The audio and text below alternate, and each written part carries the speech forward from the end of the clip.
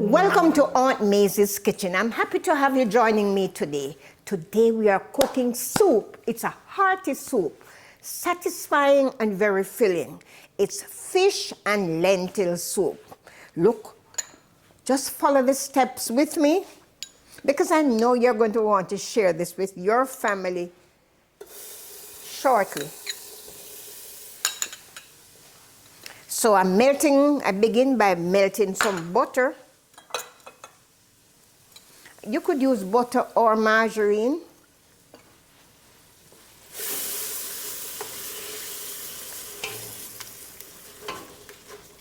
Simple, straightforward steps. We melt the butter and it contributes a beautiful flavor. And we are using that to cook the onions.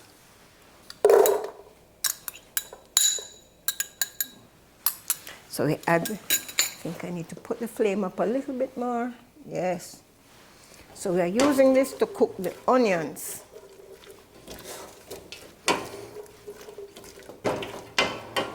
Wow.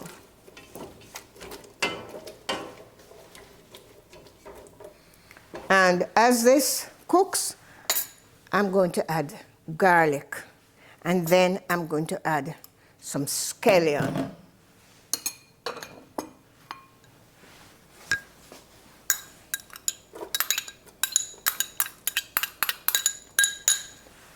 So I'm adding some scallion.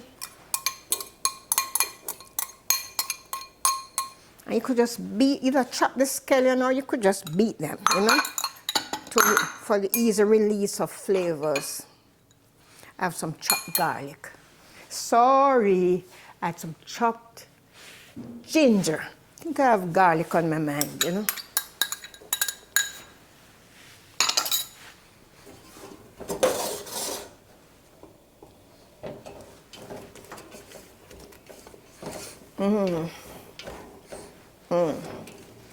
Smells really good.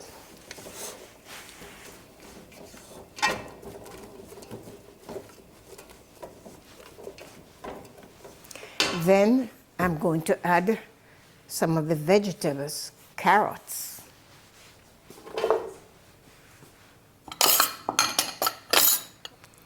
So next I'm adding pumpkin. Pumpkin contributes, like the other vegetables, contributes to the food value, gives the beautiful color. And here I'm using all of 2 pounds of pumpkin.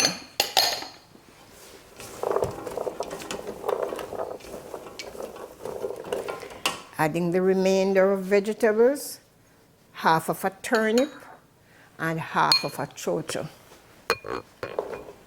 And I'm not saying you have to use all the ingredients I have used, but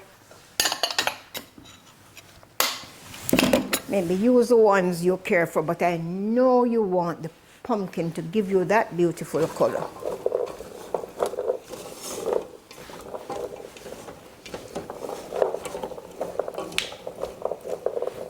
Next, I'm adding the split peas. 2 cups, 1 pound of split peas. I washed them ahead of time and I left some water on so that it would sort of, you know, it would help to tenderize. You know, it will soak it so it would cook much quicker. So it's 2 cups that I washed and I left a little water on.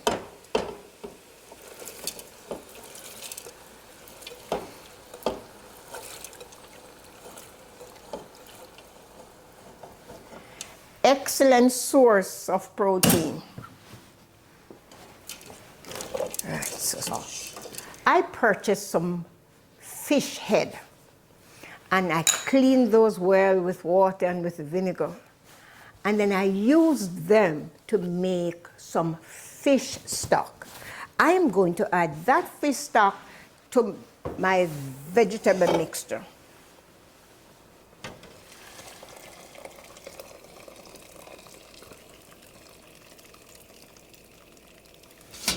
And I am using all of 12 cups of fish stock. I'll stir this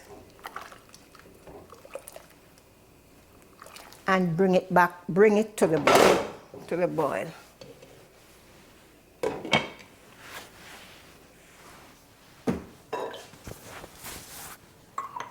As soon as it comes to the boil, I'll add some thyme here. We'll have some pimento berries. We'll add between 2 and 3 teaspoons of salt, and that 3 teaspoons is 1 tablespoon. So if you're watching your salt level, you could begin by adding 2 teaspoons, and depending on the taste, you can add or not add the remaining 1 teaspoon. I have all-purpose seasoning here, and this all-purpose seasoning is salt-free. It is in our tradition to cook with coconut milk. It contributes a beautiful flavor. We have 2 cups of coconut milk to add to this dish later. And I should tell you, after, remember we spoke about the fish head. After they were boiled, I removed them from the chicken, from the fish stock. I seem to have chicken on my mind, but this fish stock, and I removed all the flesh from the bones, discarded the bones. These were cooked ahead of time, so at the end I just fold it in. Stay with me, please. So we stir this well, and now we're going to add some coconut milk, 2 cups of coconut milk. Yes. We're adding some all-purpose seasoning, homemade all-purpose seasoning that does not contain salt. We're adding pimento berries, piment, and we're adding some thyme.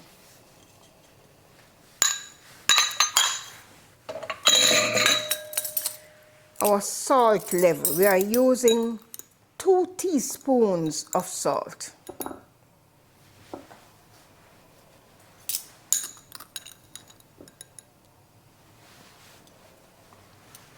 And we'll add some crushed scallion tops and a whole pepper, whole Scotch bonnet pepper.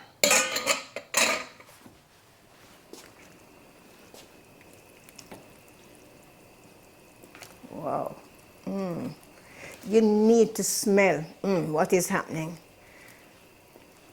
in this kitchen.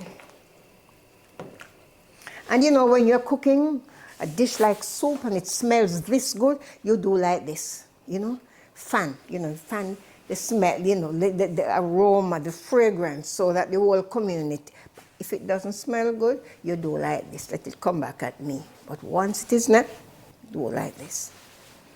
So I want this to come back to the boil, and then I'm going to add the spinners. If you want big dumplings, this could maybe give you 3 or 4. But spinners, you'll have more than enough to share for everybody in the family.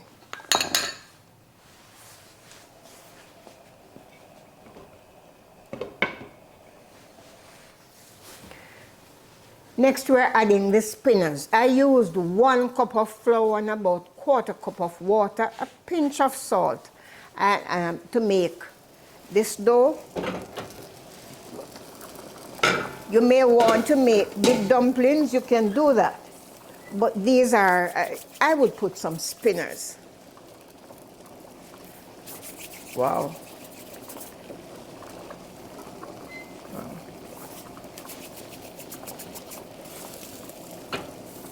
Wow.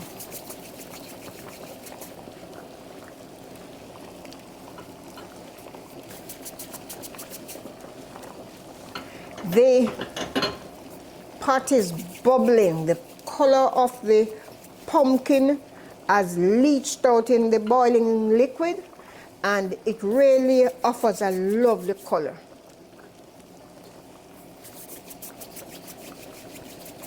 I know you may be thinking of other items that may be included in this dish. Maybe you could put a corn and maybe cut one in about 6 pieces or so. And that would add color and food value to this dish.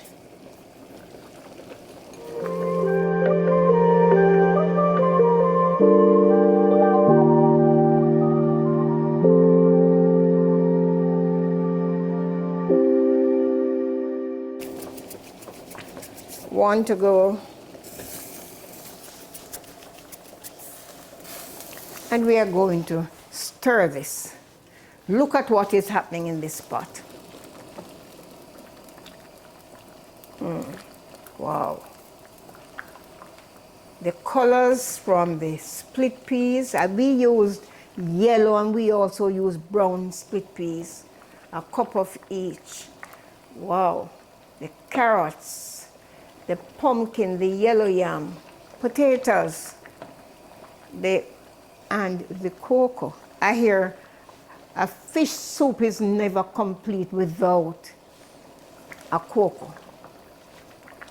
Lastly, I am going to fold in the fish that was flaked from the bony meat. Wow.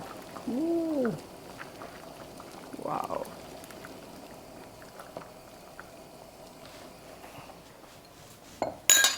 We are going to cover this.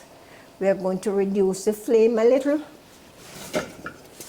Cover and allow the items to cook through thoroughly. I'm looking forward to serving this hearty, satisfying soup for you and your family. I wanted a simple garnish for this soup, and I cut two parsley leaves from one of the plants in our garden.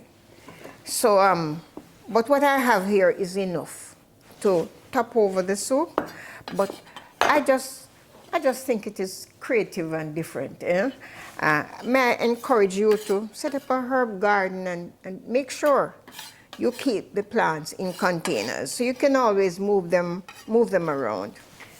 This meal is ready to be served. It looks good, and I have no doubts it tastes just as good as how it looks.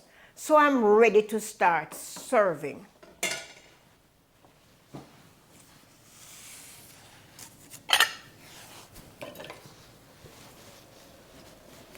Wow.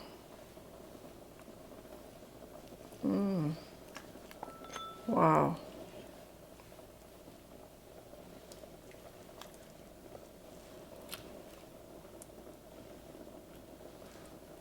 Wow. And I'm serving spinners. Wow.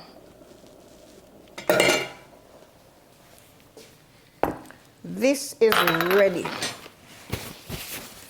Clean the edge.